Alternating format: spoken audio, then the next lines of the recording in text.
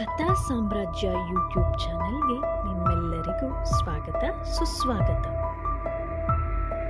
ಹಳ್ಳಿಯ ಒಂದು ದಾರಿ, ಅಷ್ಟೇನು ಜನಸಂದಣಿ ಇಲ್ಲ. ನಡೆದುಕೊಂಡು ಹೋಗುತ್ತಿದ್ದ ಒಬ್ಬ ಗ್ರಾಮಸ್ಥನು ಮರದ ಕೆಳಗೆ ವಿಶ್ರಾಂತಿಗಾಗಿ ಮಲಗಿದ.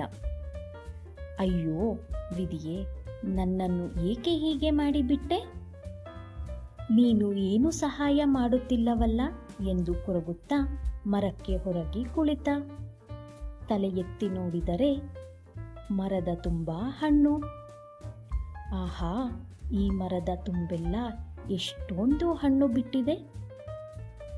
ಅದೃಷ್ಟವಿದ್ದರೆ ಬೇಕಾದಷ್ಟು ಹಣ್ಣು ಸಿಗುತ್ತದೆ. ತಿಂದು ಆರಾಮಾಗಿ ಇರಬಹುದು ಅಂತ ಹಣ್ಣು ಕೆಳಗೆ ಬೀಳುವುದನ್ನೇ ಕಾಯುತ್ತಾ ಕುಳಿತ. ಹಾಗೆ ಹೊರಗೆ ಕೂತವನಿಗೆ ನಿದ್ದೆ ಯಾವಾಗ ಬಂತೋ ಗೊತ್ತೇ ಇಲ್ಲ. ಅವನಿಗೆ ಎಚ್ಚರವಾದಾಗ ದಾರಿ ಹೋಕರು ಮರಕ್ಕೆ ಕಲ್ಲುಗಳನ್ನು ಹೊಡೆದು ಹಣ್ಣುಗಳನ್ನು ಕೆಳಗೆ ಬೀಳಿಸಿ ತೆಗೆದುಕೊಳ್ಳುತ್ತಿದ್ದರು. ಒಂದಿಬ್ಬರು ಹುಡುಗರಂತೂ ಮರದ ಮೇಲೆ ಹತ್ತಿಬಿಟ್ಟಿದ್ದರು. ಈತ ಅದನ್ನು ನೋಡಿ ಅವರಿಗೆ ಎಷ್ಟು ಬೇಕೋ ಅಷ್ಟು ತೆಗೆದುಕೊಳ್ಳಲಿ, ನನಗೆ ಸೇರಬೇಕಾದದ್ದು ನನಗೆ ಸೇರೇ ಸೇರುತ್ತದೆ ಅಂತ ಮರವನ್ನೇ ನೋಡುತ್ತಾ ಕೂತ. ಹಣ್ಣು ಕೀಳುತ್ತಿದ್ದ ಪೈಕಿ ಕೆಲವರು, ಬನ್ನಿ ಸ್ವಾಮಿ, ನಿಮಗೆ ಎಷ್ಟು ಹಣ್ಣು ಬೇಕೋ ತಗೊಳ್ಳಿ ಎಂದು ಕರೆದರು. ಆದರೂ ಈ ಸೋಮಾರಿ ಮೇಲೇಳಲೇ ಇಲ್ಲ. ತಿನ್ನುವ ಪ್ರತಿ ಅನ್ನದ ಕಾಳಿನ ಮೇಲೂ ದೇವರು ತಿನ್ನುವವನ ಹೆಸರು ಬರೆದಿರುತ್ತಾನೆ. ಹಾಗೆ ಈ ಮರದ ಕೆಲವು ಹಣ್ಣುಗಳ ಮೇಲೆ ನನ್ನ ಹೆಸರು ಬರೆದಿರಲೇಬೇಕು ಎಂದುಕೊಂಡು ಸುಮ್ಮನೆ ಕುಳಿತ.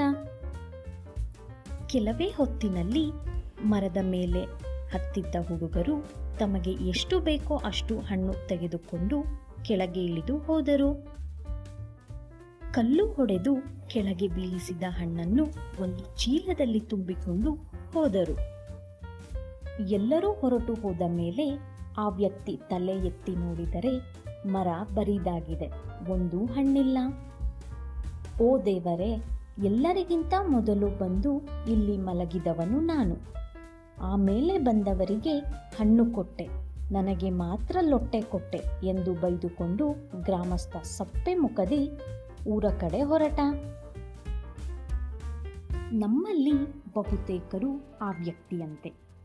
ಅದೃಷ್ಟ ಕಣ್ಣಿಗೆ ಕಾಣುತ್ತಿದ್ದರೂ, ಕೈಗೆ ಎಟುಕುವಷ್ಟು ಎತ್ತರದಲ್ಲಿದ್ದರೂ ಅದನ್ನು ತಮ್ಮ ಪ್ರಯತ್ನದಿಂದ ಪಡೆದುಕೊಳ್ಳುವ ಛಾತಿ ತೋರುವುದಿಲ್ಲ. ಜೀವನದಲ್ಲಿ ಯಾವುದು ಪ್ರಯತ್ನವಿಲ್ಲದೆ ದೊರೆಯುವುದಿಲ್ಲ ಎಂಬುದನ್ನು ಅರ್ಥ ಮಾಡಿಕೊಳ್ಳಬೇಕು. ಅವಕಾಶ ಸಿಕ್ಕರೂ ಕಣ್ಣು ಮುಚ್ಚಿ ಕುಳಿತರೆ ಅದಕ್ಕೆ ಯಾರು ಹೊಣೆ? ಪ್ರಯತ್ನ ಪಟ್ಟರೂ ದೊರೆಯದಿದ್ದರೆ ಅದನ್ನು ವಿಧಿಲಿಖಿತ ಹಣೆಬರಹ ಅಂತ ಹೇಳಬಹುದು.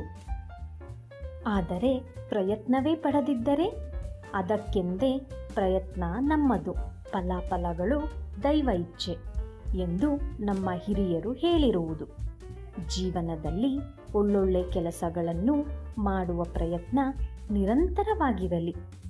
ಅದರಿಂದ ನಮಗೂ ಸಮಾಜಕ್ಕೂ ನೆಮ್ಮದಿ, ಸಂತಸ, ಸುಖ ದೊರೆಯುವಂತಿರಲಿ. ಹಣ್ಣು ಬಿಟ್ಟ ಮರ ಇದಕ್ಕೆ ಒಂದು ಉದಾಹರಣೆ.